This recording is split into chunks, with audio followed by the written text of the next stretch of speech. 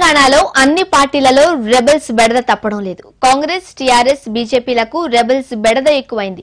ఇంతకు ఈ రెబెల్స్ ఎవరి కొంప ముంచనున్నారు? ఇక ఇదే అంశం గురించి మనతో మాట్లాడడానికి స్నేహ స్టూడియోలో ఉన్నారు కాంగ్రెస్ నేత శ్రీరంగం గారు, అలానే బీజేపీ నుండి నర్సయ్య గౌడ్, టీఆర్ఎస్ రెబెల్ అభ్యర్థి నందికొండ శ్రీనివాస్ రెడ్డి గారు. వారితో మాట్లాడదాం. శ్రీరంగం గారు, మీరు చెప్పండి, తెలంగాణలో కాంగ్రెస్ పెద్దన్న పాత్ర పోషిస్తున్న నేపథ్యంలో ఎవరైతే రెబెల్స్ బెడద మరీ ఉచ్చులా పట్టుకుని పీడిస్తుందని చెప్పుకోవచ్చు. మీరేమంటారు? ఎందుకు రెబెల్స్ స్టార్ట్ అవుతున్నారు? కాంగ్రెస్ పార్టీలో రెబెల్స్ బెడద ప్రస్తుతానికి పెద్దగా లేదు మేడం, వాస్తవం చెప్పాలంటే. ఎందుకంటే కాంగ్రెస్ పార్టీ పెద్దన్న పాత్ర పోషిస్తుంది. ఈరోజు తెలంగాణలో ఈ అరాచకమైన పాలనని అంతమొందించాలని ఏకైక లక్ష్యంతో పెద్దన్న పాత్రగా ఈ అన్ని పక్షాలను కలుపుకొని వెళ్ళి మేము ముందుకెళ్తున్నాం. మాది జాతీయ పార్టీ, తెలంగాణలో బలమైన జాతీయ పార్టీ, ప్రధాన ప్రతిపక్ష పార్టీ. మాకు ప్రతి నియోజకవర్గంలో దాదాపుగా 4-5 అభ్యర్థులు ఉన్నారు టీఆర్ఎస్లో ఉన్నట్టుగానే.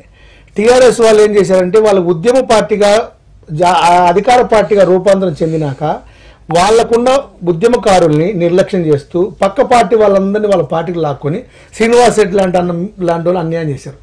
మాకు అలా కాదు, మాకు అలా కాదు, మేమేం చేయాల, మేము అన్యాయం చేయాల.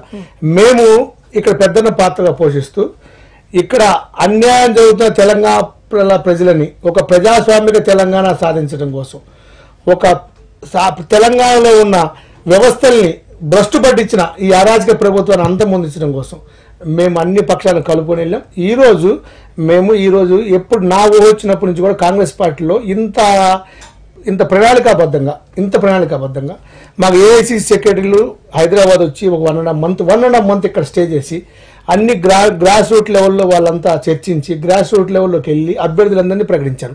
ఈ సిచ్యుయేషన్లో మాకు ఉండేది తక్కువ మంది మాత్రమే ఉన్నారు అక్కడ అభ్యర్థులు.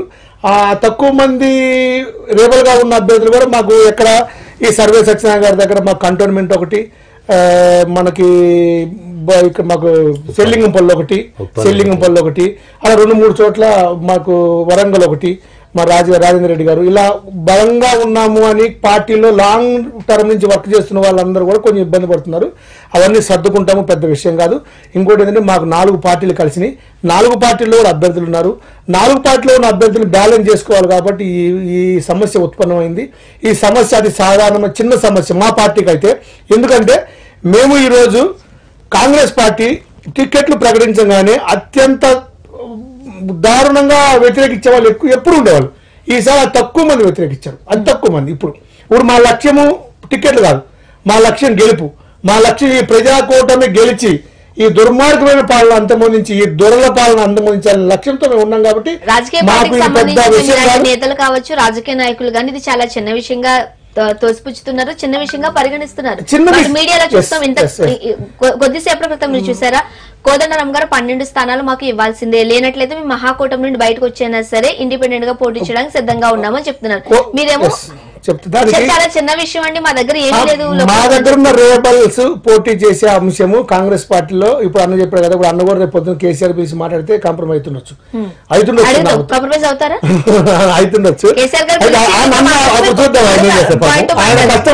ఒకవేళ కేసీఆర్ గారు మిమ్మల్ని పిలిచి మాట్లాడి బొజ్జగింపులకు లోన్ అవుతారా? నేను చెప్తా అయిపోయింది. అయితే ఇక్కడ మా విషయం వచ్చినప్పుడు మేడం, వచ్చినప్పుడు రేబల్స్ అన్నిటికీ నామినేషన్స్ 19 దాకా టైం ఉంది. ఇంకా 20 seconds విత్డ్రాలు ఉన్నాయి.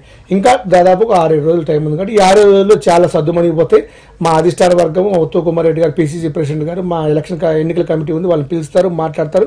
అందరికీ న్యాయం జరిగే విధంగా మేమేం అధికారంలోకి వస్తే ఎవరికి ఏం చేయాలో న్యాయం చేస్తారు. ఇప్పుడు టీజేఎస్ విషయంకి వచ్చినప్పుడల్లా కోదండరాం గారు పార్టీ పెట్టినాక రాష్ట్ర వ్యాప్తంగా పోటీ చేయాలని చెప్పి ఒక దృక్పథంతో ఆయన ముందుకు ఇచ్చాడు. వాళ్ళు 119 అభ్యర్థులు రెడీ చేసుకుని ఉండొచ్చు వాళ్ళ పార్టీ కూడా.